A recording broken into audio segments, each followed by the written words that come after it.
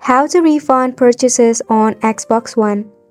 For this, go ahead and open up your Microsoft Edge browser for this particularly. Then in the search bar, you have to go ahead and search for support.xbox.com. So go ahead and search for the particular URL address and give it a search. Once you are in here, make sure to log into a Microsoft account first and foremost. If you do not have one, simply create a new one. Then from this section, tap on subscription and billing. Select billing and payment update. Then tap on request a refund for digital games. So right here, if you have not signed in yet, first and foremost, you will have to sign in.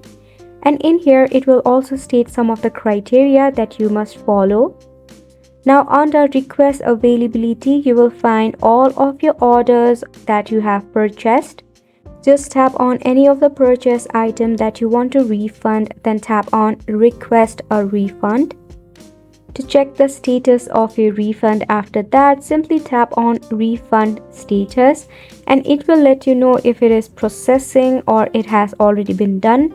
And you can check for the refund by just looking at your bank account or the transaction ID through which you have done the purchases as well.